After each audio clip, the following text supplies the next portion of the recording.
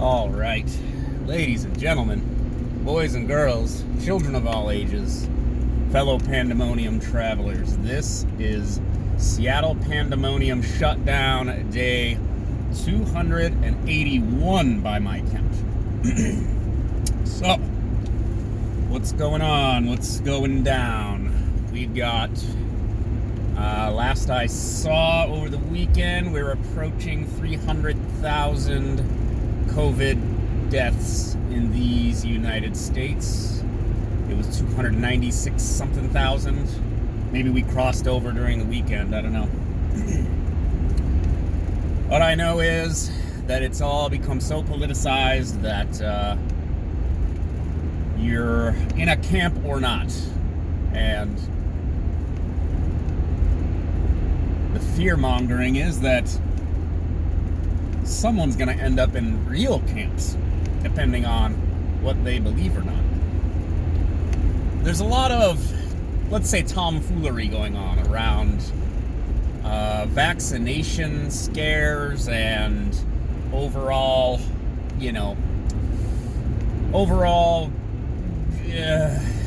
fear, paranoia. I mean, look, they're talking about, there are people who have said, let's put, people should have like a badge or something that they wear that shows that they have been vaccinated.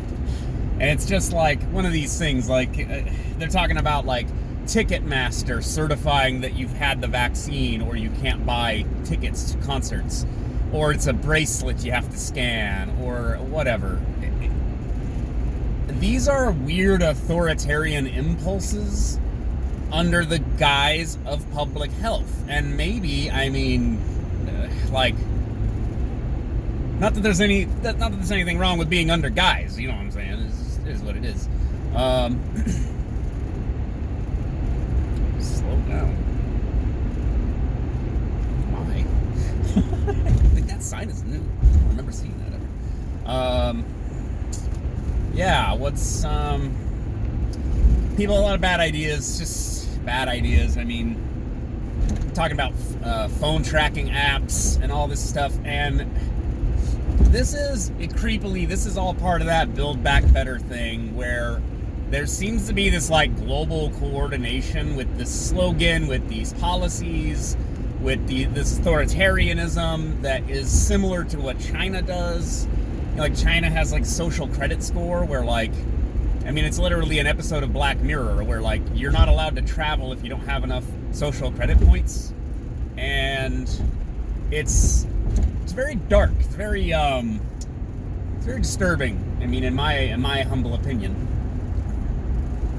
And people are, like, applauding it. They're calling for it. You know, it's, I mean, not to discredit myself, but this is stuff David Icke was saying, like, 10 years ago.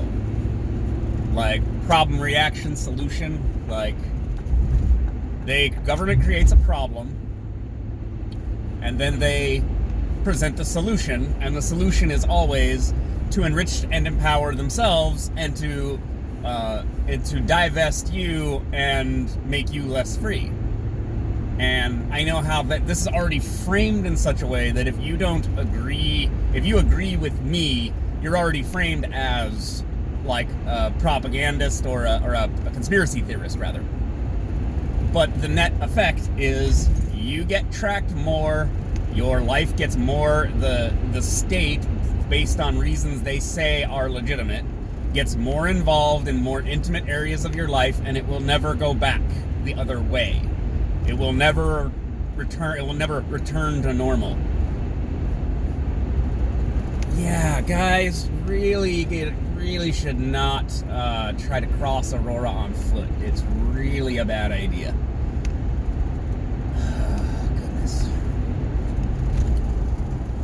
So what else is going on? We've got election shenanigans, because the election shenanigans just continue forever. There are allegedly dueling electors in various states, which is not as cool as it sounds. They're not pacing off 10 paces and then turning and firing or drawing swords on one another, which would be, I suppose, on brand for 2020, really. But You know, I don't necessarily disagree with these kinds of policies. I mean, dueling. Like, maybe we should bring back dueling. Figure out where everybody really stands. You know, you wanna pull out a sword? You wanna go to town? All right, this is my policy. I believe in this policy. I will fight you to the death over this policy. Not some wishy-washy lobbyists, you know, manipulated, swayed opinion like, oh, yeah, I believe in this now because I'm getting enough money for it. Yeah. Wishy-washy flip-floppers? Nah, draw a sword. To arms. I'm just kidding. Violence is never the answer except when it is. But what is the dueling electors? So it's like the electoral college is made up of electors, and then each state appoints electors or chooses electors. And then those electors all go and cast their vote in terms of the electoral college vote. They all volunteer their vote. And I think there's different numbers of electors in different states, and they have different rules for how each state has its own rules about whether they can all vote however they want, or they can vote, they have to all vote according to what the popular vote of the state was, stuff like that. Like, there's just different rules in different places. Like Maine, I think, is like split. Like they can proportionate electors, is that what they call it? The electors represent the numbers of people that voted for different presidents, so they're not all going to vote the same direction, something like that. You should not be listening to me for civics, though, because this is just not really my... Learned a lot about this stuff over the last few years, though. Oof, haven't we all? We've all learned so much about how our government works, how the sausage is made, as they say, and oh boy, is it ugly. I feel bad for the MAGAs and stuff that are watching, that I'm watching, like, descend into, like, Trump-Russia delusion levels of, like, delusion, I mean, conspiracy theory. Like, there's gonna be this reprieve, it's gonna go to the Senate, it's gonna go to this, it's gonna go, like, guys, I think it's over. I mean, I understand that there's outside possibilities of weird, somewhat, like, you know, highly... Like, in theory, it could still end up in the House, right? Like, if it ends up in House delegation, but I think the stuff that I was seeing breaking today kind of shoots that down. Like, various states you would have to nullify multiple states and drop, you know, both candidates below 270 electoral votes, or it goes to the House, right? That's my understanding again. I don't think that's happening, though. I think all these battleground states have all started certifying their final votes, and it's just gonna go down, man. And I mean, I hate it myself, because the idea of the Biden-Harris or Harris-Biden ticket, you know, even the Democrats didn't want Kamala Harris. So she didn't even make it through the primaries. Like, you know, it's stupid policies. We're gonna ban online sales of gun accessories and stuff that just is absolutely stupid. Banning, like, semi-auto rifles and stuff. Like, you're gonna ban AR-15s. Like, good luck with that. Good luck with that. Re-entering whatever the new TPP deal is. I forget there's a name for it. There's a new TPP that will export jobs back to China, which in this post-pandemic economic meltdown, losing jobs to the country that started the pandemic is a wonderful idea. That'll be really good for the American worker. And they're going to raise taxes. But as everyone else has pointed out, people are doubling down on this. You know, I said stuff about it like warhawks and such, right?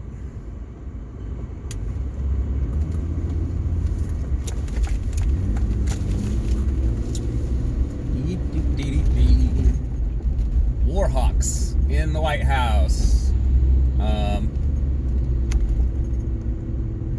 People are saying these, you know, swampy, what do you call them? swampy crony like finance sector types in hello being appointed to or being selected by Biden's cabinet. They have to like confirm them in the Senate or something, right? But anyways, the election shrieking will continue probably forever. I mean, like, basically forever. Jesus, what? Because I mean, I see what the MAGAs and conservatives are saying. Like there are shenanigans going on. What is with these suitcases in like Georgia, and you know, there are mistakes, and then there's stuff that just doesn't add up. But again, it's one of these issues that I've said from the outset is just like, okay, show me. You gotta bring the receipts if you're gonna make these claims that like everything, that it was stolen, right? Because again, like I've said, this is deep level excuse making for losing. And the Democrats do the same thing. Voter suppression, gerrymandering. That's why we lost. Well, in theory, maybe, but you lost because you didn't get enough voters out. Okay. I don't think they can nullify the mail-in voting system, even though it has flaws. There's just no, I don't see the path here, right? And we're just out of time. Just out of time, and the longer it's stolen and this isn't our legitimate president, like, goes on, because we already did this for 4 years. And people are so duplicitous about this. There was hashtag not my president for like 4 years. And now I have people saying, no, we were saying he's not our president. We didn't say he didn't get elected. And it's like, no, he was investigated for treason, alleged treason, colluding with a foreign government to take over and he was a Manchurian candidate and all this other stuff. That's what you guys said, libs. That's what you guys said for 4 years. You didn't mean, oh, he didn't really get elected. You said it was because of foreign interference, thus not legitimate. Now, when the MAGAs are saying that's not my president, now it's just accept the outcome of the election, guys. Yeah, you for 4 years should have accepted the outcome of the election. But what did we do? Mueller investigation and nonsense impeachments because you were mad. And by the way, well, on the one hand, Joe Biden and Kamala Harris both being person of the year on the Time cover, which is a slap in the face to the American people tolerating the lockdowns. The first responders, our medical, personnel, I don't know, Dr. Fauci, somebody, right? Being person of the year. 2 people being person of the year. Okay, that's stupid, but all right. On Twitter, I was like, if you guys think you won some kind of progressive victory, you're in for a cold shower, you know what I mean? Because people think this is some kind of great liberal resurgence or something. It's really not. It's going to be, we're going to be in wars. We're going to be back to war before you know it. New wars in new places, restarting old wars in old places. I guarantee you. And I'm not the only person saying this, right? Now, the MAGAs, they are washing the ACAB off the pillars. It's had ACAB written on it for months. Well, since May, I guess.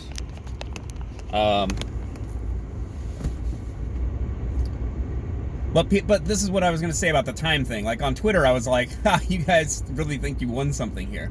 And they're like, oh, you mad? You need a tissue? It's like, no, I'm not mad. I'm laughing at you. Like, you're still mad even though you won, right?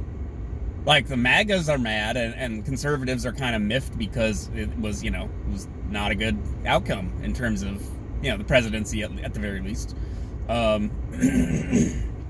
But But no, they're still mad. This is the thing, is like the libs they're like celebrating kinda, but they're still angry. And this is the hypocrisy of the Biden presidency, which is we need to heal and come together, but also the right wing are Nazi fascists that want to kill the gays and the Muslims and everything. They say this for 4 years, and then they go, oh, well, let's have reconciliation. Why are you trying to reconcile with people you think are evil? And I mean, it's sort of similar with the right. If you think people that support, that want to ban guns and support abortion are evil people, why are you trying to reconcile with them? I mean, I guess people should keep trying. Otherwise, well, we have something of a messy divorce ahead of us. But I don't know, man. It's all stupid. It's all stupid. Most of it makes no sense. Some of it makes very little sense. But people talking about it make even less sense than that. So, I mean, look at me. I don't know what I'm talking about. Anyways, that's enough for me for a Monday. 281 days, boys and girls. We're still doing it. I'll talk to you later. Bye.